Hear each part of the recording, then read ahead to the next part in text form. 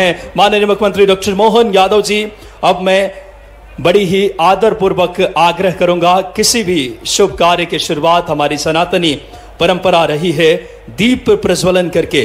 तो आज मध्य प्रदेश सरकार जो तमाम कल्याणकारी योजनाएं मैं माननीय मुख्यमंत्री डॉक्टर मोहन यादव जी से, माननीय उप मुख्यमंत्री आदरणीय राजेंद्र शुक्ला जी से, माननीय सभी विधायक गणों से मैं बड़ी ही आदरपूर्वक आग्रह करूंगा इस समय आदरणीय श्री हमारे डॉक्टर मोहन यादव जी दूरगामी नवाचार और इच्छा शक्ति के साथ जोरदार तालियां। ये दीप मध्य प्रदेश के उत्थान उन्नयन प्रगति के दीप।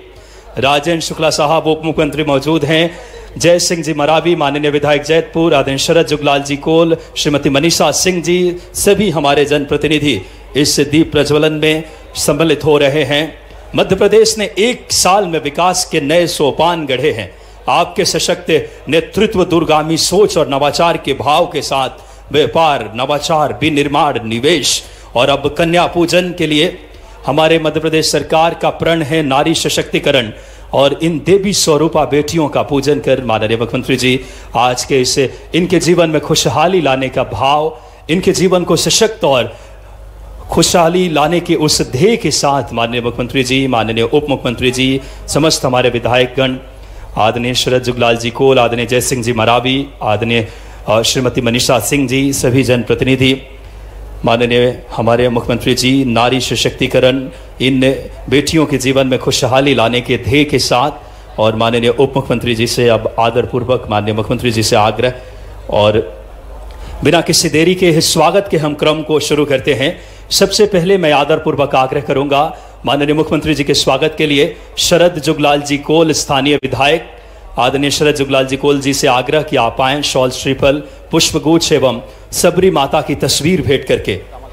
और साथ ही साथ कमल प्रताप सिंह जी माननीय हमारे जिला अध्यक्ष जी से और आदरणीय शरद जुगलाल जी कोल साहब से आग्रह है हमारे स्थानीय लोकप्रिय विधायक शरद जुगलाल जी कोल साहब माननीय मुख्यमंत्री जी का और आदरणीय कमल प्रताप सिंह जी, आपकी तालियां सहभागी होगी। आज बड़ी सौगात मिलने वाली है हम सबको। स्वागत उसे भाव का है, सशक्त नेतृत्व का है, कल्याण के भाव का है। माननीय शरद जुगलाल जी कोल मुख्यमंत्री जी का स्वागत कर रहे हैं। व्यवहारी दोनों हाथ उठाकर तालियां बजाएं ऐसे हमारे लाडले जनप्रिय लोकप्रिय मुख्यमंत्री जी के लिए। और सबरी माता जी की तस्वीर, ये जिनके नेतृत्व में काम के लिए किसी बात की कोई कमी नहीं है, मुझे इस बात का आनंद भी है और खुशी भी है।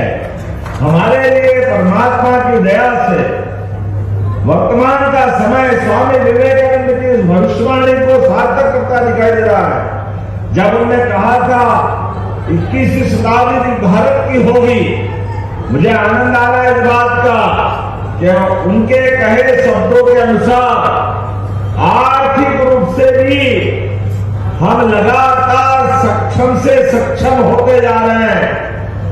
भारत में 250 साल तक अंग्रेजों की यातना सही है।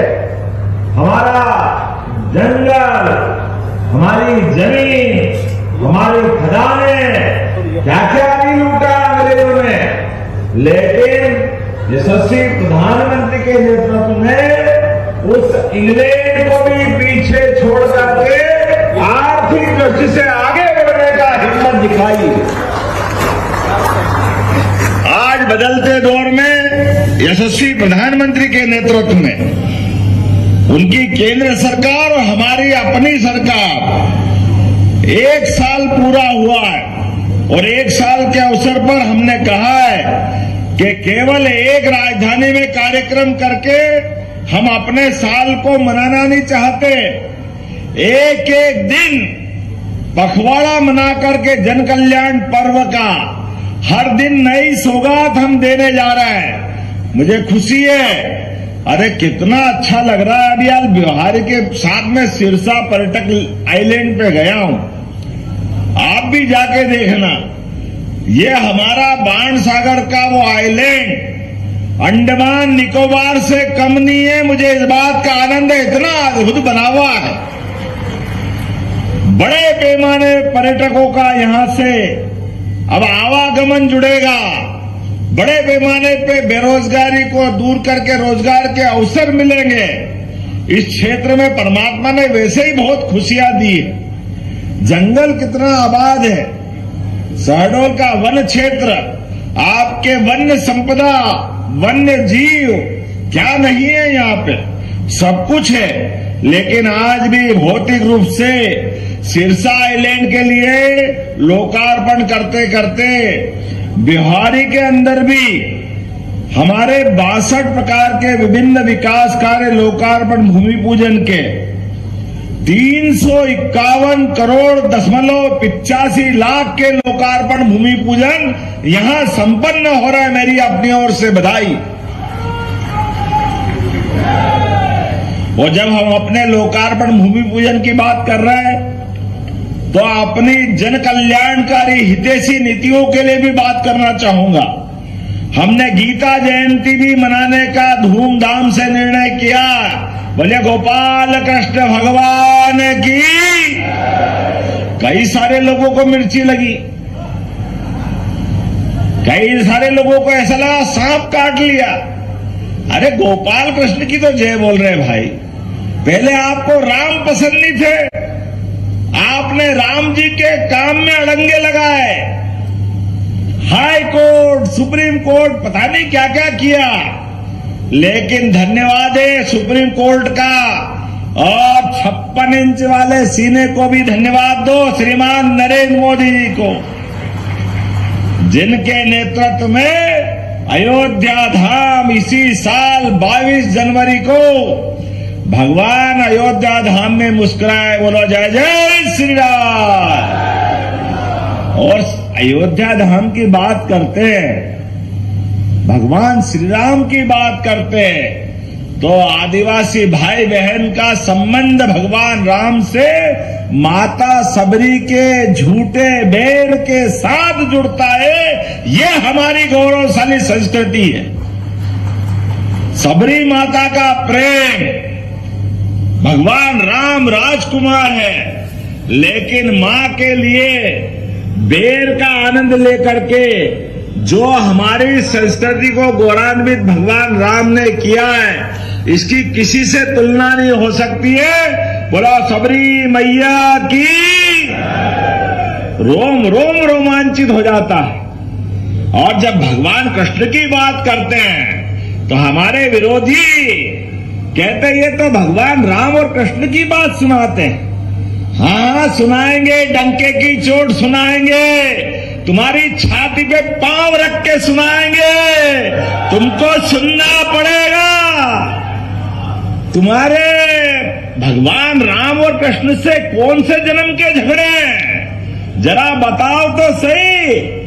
सनातन संस्कृति से किस बात की लड़ाई है कांग्रेस वालों की? पता नहीं क्या हो जाता है इनको। जब बांग्लादेश में गड़बड़ होती है इनके मुंह पे ताले डल जाते हैं, और इजराइल बम गिरा दे तो हाय अल्लाह, पता नहीं क्या क्या चिल्लाने लग जाते हैं।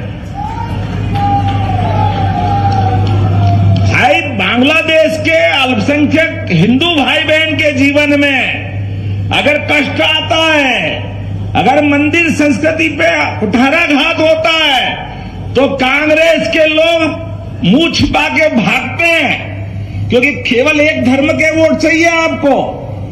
ये नहीं चलेगा। हम तो रोज गोपाल कृष्ण की जय बोलेंगे, प्रभु राम की जय बोलेंगे, सबरी मैया की जय बोलेंगे। ये हमारी संस्कृति है, हमें इससे कोई गुरेज नहीं है। इसलिए काल के प्रवाह में, विकास के मामले में सबरी मैया के जमाने से, अरे भगवान ने अयोध्या छोड़ी तो चित्रकूट ये विंध्य का पूरा अंचल सबसे पहले अपनाया। हमें इस बात का आनंद है। और जब अयोध्या धाम आनंद में डूबा है तो यह विंध्य भी डूबना चाहिए। होना चाहिए कि नहीं होना चाहिए? तो आप शरद भाई, आपने बहुत सारी मांग बता दी, लेकिन कॉलेज, अरे शहीदों के अपने शहादत को हमारी संस्कृति नमन नहीं करेगी तो कौन करेगा?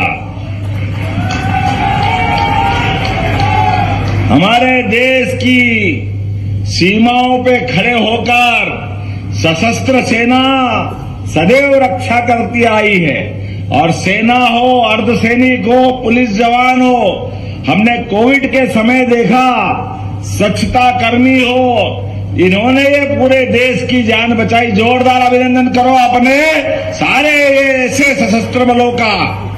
तो यहीं से घोषणा करता हूं, उस कॉलेज का नाम गोविंद नारायण मिश्र किया जाता है जो आपने प्रस्तावित किया है, और उनकी श्रीमती को नौकरी देने का काम भी हमारी सरकार द्वारा किया जाएगा।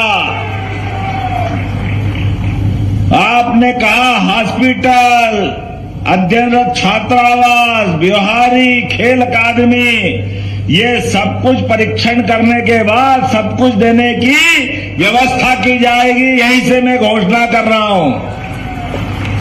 आज के इस अवसर पर बोलने के लिए तो बहुत कुछ है, लेकिन मुझे दिल्ली पहुंचना है बहुत जल्दी।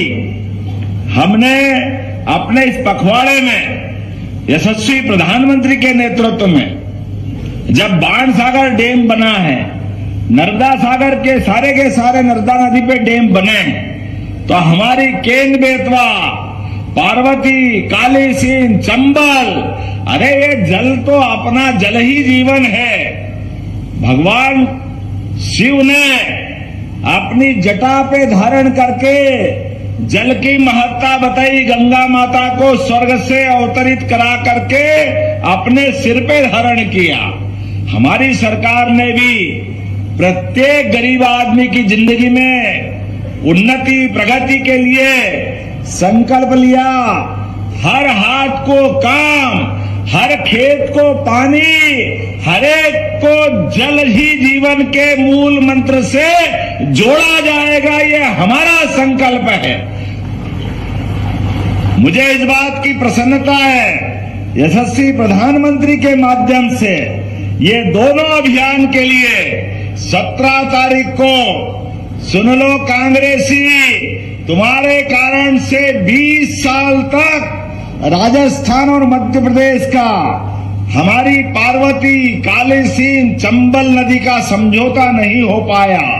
हमारे राजस्थान के लोग और मध्य प्रदेश के लोग पानी का उपयोग नहीं कर पाए। मुझे खुशी है प्रधानमंत्री के नेतृत्व में यह योजना मंजूर करके 17 तारीख को हम इसका भूमि पूजन करवाने जा रहे हैं। और बुंदेलखंड की धरती जो उत्तर प्रदेश से लगी हुई है, ये केन बेतवा नदी का हमारे पखवाड़े का अंतिम चरण में समापन करने के लिए प्रधानमंत्री फिर मध्य प्रदेश आ रहे हैं। हमें इस बात की प्रसन्नता है।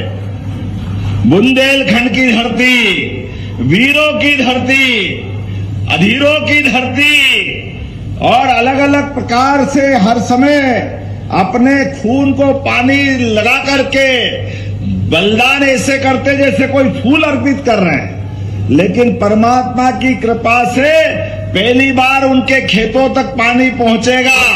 ये सरकार की और माननीय मोदी जी की भावना है कि हमारे बुंदेलखंड कभी किसी से नहीं, किसी के डरे नहीं, किसी के आगे झुके नहीं, सदैव भारत का झंडा लेकर के सनातन संस्कृति की जय जयकार करते रहे। लेकिन कांग्रेस के शासनकाल में लंबे समय में उनकी चिंता नहीं हुई। प्रधानमंत्री ने 1 लाख करोड़ की योजना मंजूर की है, 1 लाख करोड़ की, ऐसे अद्भुत योजना के लिए। और एक नहीं, ऐसी कई योजना बता सकता हूं, लेकिन आज थोड़े समय की कमी है। अगली बार आऊंगा और बहुत सारी बातों की हम चर्चा करेंगे।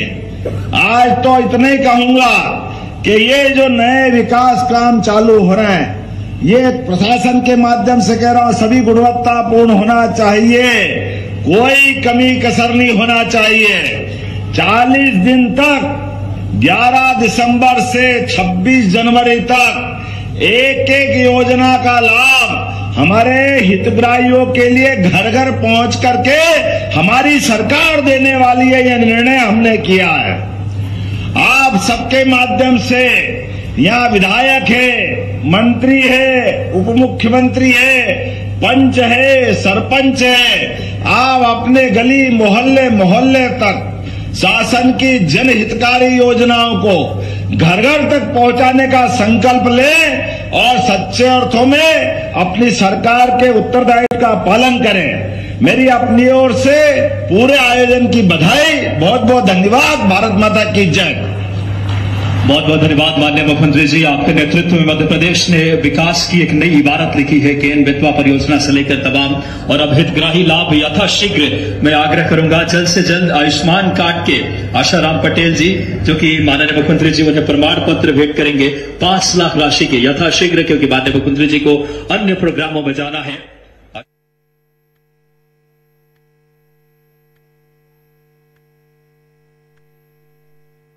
और अगला नाम जल्द से जल्द आ पाएंगे आजीविका मिशन से प्रशांत समूह और पूरी टीम इस समय और 50 लाख लक्ष्मी योजना की